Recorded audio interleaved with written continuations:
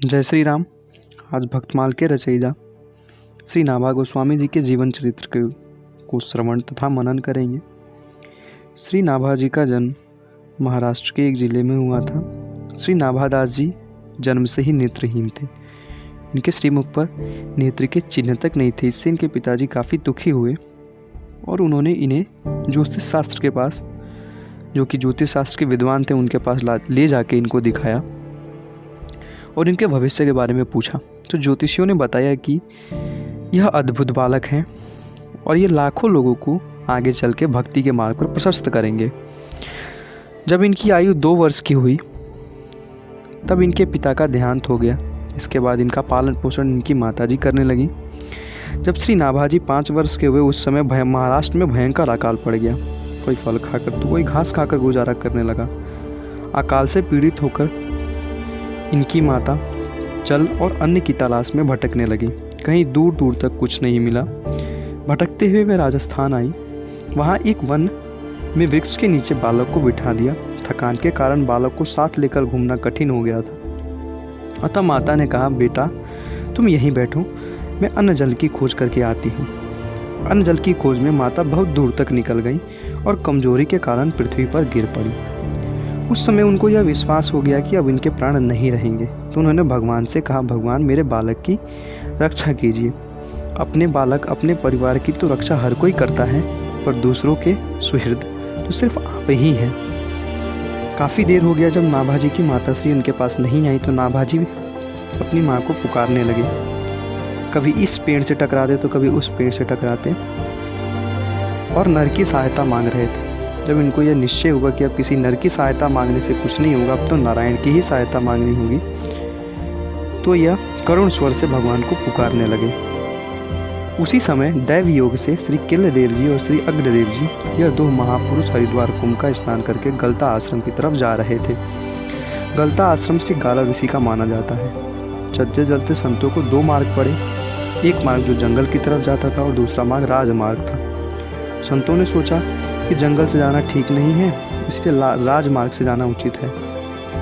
जैसे ही वे राजमार्ग की ओर चलने लगे, उसी समय आवाज़ आई, हे संतो ठहरिए, आसपास कोई नहीं दिखाई पड़ा। तब यह निश्चित हो गया कि यह आकाशवाणी है। दोनों संत हाथ जोड़कर खड़े हुए। आगे आकाशवाणी हुई कि आप इस रास्ते को छोड़कर वन मार्ग से जाइए, वहाँ आपको एक अनोखा रत्न मिलेगा। ऐसा आकाशवाणी ने कहा।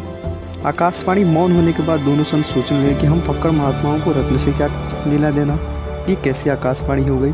तब श्री किल्लदेव जी कहने लगे कि हो सकता है वह रत्न पत्थर ना हो, वह रत्न किसी और रूप में भी तो हो सकता है। दोनों संत जंगल की मार्ग से चल दिए। रास्ते में उन्हें एक नेत्रहीन बालक दिखाई पड़ा। वो वन में भटक रहा था, पेड़ों से टकरा रहा था और कह रहा था, हे दीन बंधु प्रभु नारायण, चरणों में मुझे शरण दीजिए। यह आवाज़ सुनकर संतों को लगा कहीं इसी बालक के लिए तो आकाशवाणी नहीं हुई।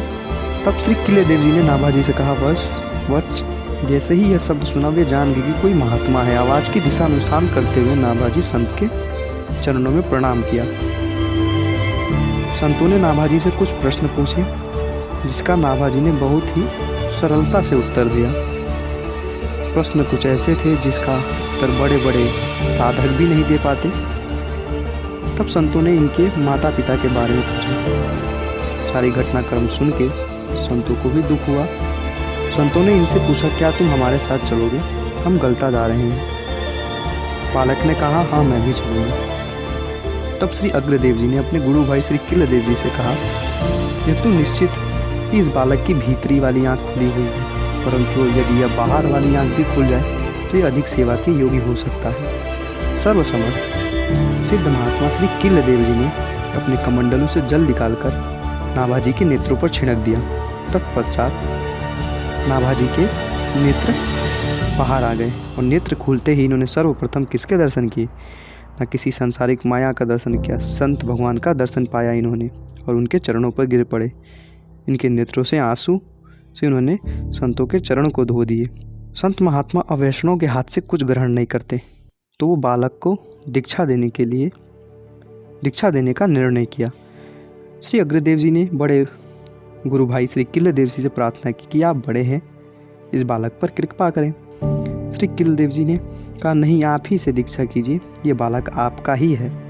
श्री किलेदेव जी की आज्ञा पाकर श्री अग्रदेव जी ने नाभाजी से कहा, बड़े गुरु भाई दीक्षा के लिए कह रहे हैं, क्या तुम दीक्षा ग्रहण करोगे? तब श्री नाभाजी ने बोला, मुझे तो पता नहीं कि मेरा हित किस में है। मेरे जीवन की बागडोर तो अब सिर्फ आपके हाथों में है। आपको जैसा उचित लगे आप वैसा करिए। शुभ मुहूर्त देखकर श्री अग्रदेव जी ने श्री राम मंत्र का उपदेश दिया और विधिवत पंच संस्कार किया। संस्कार होने के बाद श्री नाभाजी गलता आश्रम में साधु सेवा करने लगे। श्री अग्रदेव जी ने अपनी गुरु परंपरा के अनुसार उपासना की विधि बताई और 2 नियम इनके लिए निश्चित कर दिए। प्रथम तो संत सेवा और दूसरी ठाकुर सेवा। गुरुदेव संत सेवा का महत्व जानते थे और उनके गुरुदेव श्री कृष्णदास प्यारे जी भी कलता जी में नित्य संत सेवा की परंपरा चलाई गई थी। नाभाजी को उन्होंने संत सेवा में लगा दिया। संतों के चरणों तक तथा उनके शीत प्रसाद से सेवन करने से श्री नाभाजी को संतों में अपार प्रीति हो गई। आने जाने वाले संत श्री नारायण दास जी की संत सेवा से खूब प्रसन्न हुआ करते थे और इनकी खूब प्रशंसा किया करते थे, जिसे सुनकर श्री अग्रदेव जी और श्री किलेदेव जी ये सुनकर बहुत हर्षित होते थे। अब श्री भक्तमाल ग्रंथ की रचना कैसे हुई, इसकी कथा श्रवण करते हैं। श्री जानकी जी की प्रधान सखी चंद्रकला जी ही आचार्य स्वामी श्री अग्रदेव जी के रूप में प्रकट हुई थी। वह रोजाना भगवान श्री सीताराम जी की मानसिक सेवा करा करते थे। श्री अग्रदेव जी श्री नाभाजी महाराज अति कोमल एवं मधुर संरक्षण से उनको धीरे धीरे पंखा किया करते थे। एक बार श्री अग्रदेव जी का एक व्यापारी शिष्य समुद्र के भंवर में फंस गया उसका जहाज, और वह करुण स्वर से श्री अग्रदेव जी को पुकारने लगा कि गुरुदेव जी रक्षा कीजिए। और अग्रदास जी तो मानसिक सेवा में लीन थे। जब उनके शिष्य ने उनको पुकार लगाई तो उनकी मानसिक सेवा में विघ्न पड़ गया और इनकी मानसिक सेवा रुक गई। उसी समय श्री नाभाजी ने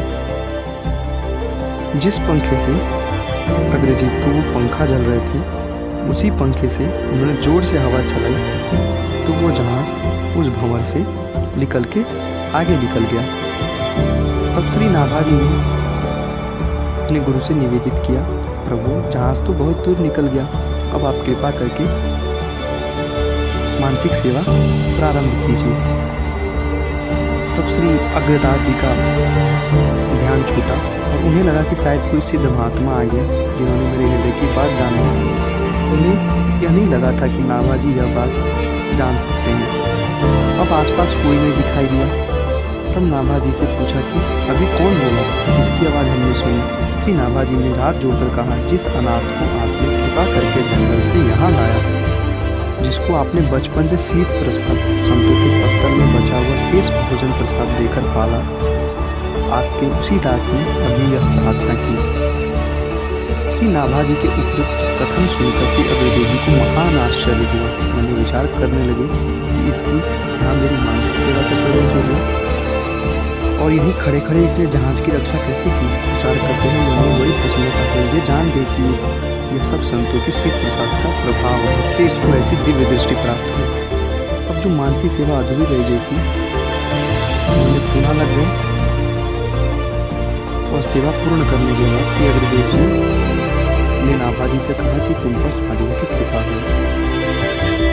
श्री अग्रदेव जी ने आगे कहा कि तुम उन्हीं साधु संतों के गुण स्वरूप हृदय के भाव को वर्णन करो।